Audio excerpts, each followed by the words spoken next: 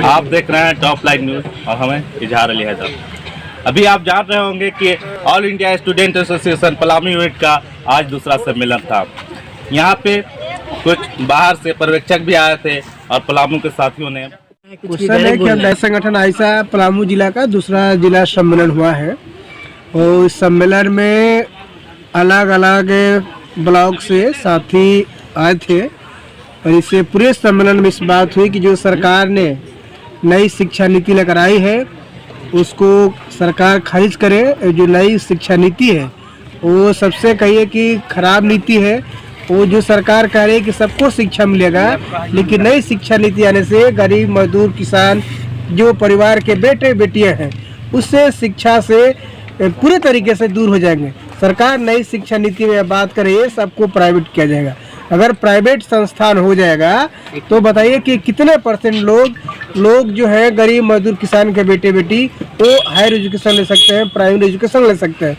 इसलिए कई तरीके का खामियां हैं। इसलिए सीधी यह सम्मेलन मांग के है कि जो नई शिक्षा नीति आई है उसको खारिज कीजिए, समान स्कूल शिक्षा प्रणाली को लागू कीजिए।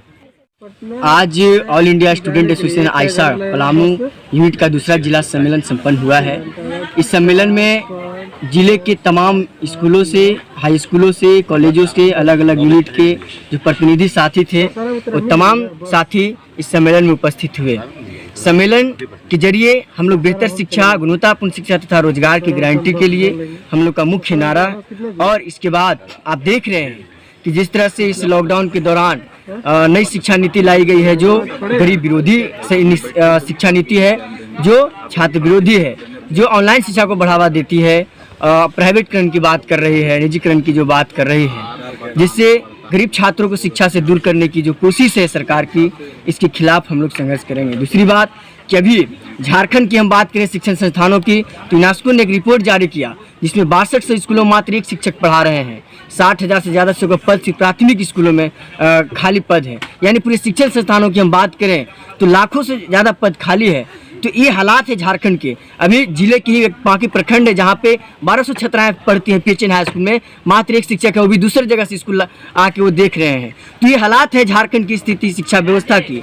तो इसको बदलने की जो लड़ाई है और आयसा लड़ेगी और आने वाले दिन में और बेहतर तरीके से लड़ेगी। हम लोगों ने लड़ा है छात्रवृत्ति के लिए, साइकिल के लिए, और ये भी आप देख रहे हैं कि जातीय स्थानीय के नाम पे छात्रों को छात्रवृत्ति में छाड़ दिया जा रहा है। बहुत छात्रों को छात्रवृत्ति नहीं मिल रहा है, साइकिल नहीं मिल पा रहा है। अभी सरकार एक बोल रही है कि हम जो है किताब के लिए अब खाते में पैसा डालेंगे। जरा सोचिए कि ये जो व्यवस्था है जातीय स्थानीय नहीं होने के कारण कि बहुत लोग के पास आधार कार्ड नहीं है, बहुत लोग के पास क्या बोलते हैं पासबुक नहीं है, तो ऐसी स्थिति में बहुत छात्रों को जैसे पैसा खाते में कैसे जा पाएगा, बहुत छात्रों को छात्रवृत्ति नहीं मिल पाती है। तो ये हालात है। दूसरी बात है कि ऑनलाइन शिक्षा खूब ढिंढोरा पीटा जा रहा है। जरा सोचिए झारखंड जैसे पलामू जैसा पिछड़ा हुआ जिला जो बहुत छात्रों के पास लैपटॉप नहीं है, एंड्रॉइड फोन नहीं है, रिचार्ज के पैसे नहीं है, वो आखिर कैसे ऑनलाइन शिक्षा में शामिल हो पाएंगे। यदि ऑनलाइन शिक्षा में शामिल नहीं हो पा रहे हैं तो ये साफ है कि जो गरीब छात्र हैं वो शिक्षा से डायरेक्ट वंचित हो रहे हैं। इस देश में जिस तरह से दो तरीके जो शिक्षा व्यवस्था है, अमीरों के लिए अलग शिक्षा व्यवस्था, गरीबों के लिए अलग शिक्षा व्यवस्था। गरीब लोग में जो सरकारी स्कूल में पढ़ रहे हैं, सरकारी स्कूल का क्या हालात है, खिचड़ी खा के लोग वापस आ जा रहे हैं। ठीक है, जो संपन्न लोग हैं वो तो किसी तरह से पढ़ा पा रहे हैं, लेकिन वो भी जो शिक्षा की जो झारखंड में और प्रदेश में जो हालात होते जा रही है, आप जरा सोचिए कि फिर से स्कूल कॉलेजों को बंद किया गया है। दूसरी तरफ 5 राज्यों में चुनाव की घोषणा सरकार करती है। तो ये दोहरी जो नीति चल रही है इस सरकार की, भाई एक तरफ चुनाव होगा, लाखों की भीड़ होगी, रैलियां होगी, वहाँ पे कोरोना नहीं होगा। जहाँ गरीब के छात्र जो सरकारी स्कूलों में पढ़ रहे हैं वहाँ पे कोरोना का बहाना लगा के स्कूल कॉलेजों को बंद कर दिया जा रहा है। सही सरकार क्यों नहीं व्यवस्था करती है? बहुत सारा हमारा बिल्डिंग खाली है, बहुत सारा संस्थान जो खाली है वहाँ पे आधा पे ही कम से कम पढ़ाई चालू हो। ऑनलाइन शिक्षा की जब बात कर रहे हैं तो आप तमाम छात्रों को लैपटॉप दिया जाए, उसके लिए जो रिचार्ज का नेट का जो पैसा है उसका व्यवस्था किया जाए, तभी तो सक्सेसफुल हो पाएगा शिक्षा। अगर नहीं ऐसा करते हैं तो सरकार की जो मंशा है कि हम शिक्षा से दूर करेंगे छात्रों को, क्योंकि आप शिक्षा लेंगे तो लोग सवाल करेंगे ना, रोजगार के सवाल उठाएंगे, बेहतर शिक्षा के सवाल उठाएंगे, स्वास्थ्य के सवाल उठाएंगे। तो ये जो अब आप देख रहे हैं कि क्या हालात है, रोजगार के हालात देख रहे हैं कि तमाम सरकारी संस्थाओं को बेचा जा रहा है, रेल, बैंक, LIC, हवाई अड्डा, इन तमाम चीज़ों को, प्राकृतिक संसाधनों को बेचा जा रहा है, कोयला, अब्रक जैसे चीज़ों को जहाँ पे रोजगार का सृजन होता है। तो ऐसी चीज़ सरकार बेच रही है तो दूसरी तरफ जब बेच रही है, रोजगार मिल नहीं रहा है, लोग आत्महत्या करने पे मजबूर है, लाखों लाख जो ऐसे युवा पढ़ लिख के बेरोजगार पड़े हैं, आत्महत्या करने पे मजबूर हैं। तो आखिर इसका जिम्मेवार कौन है?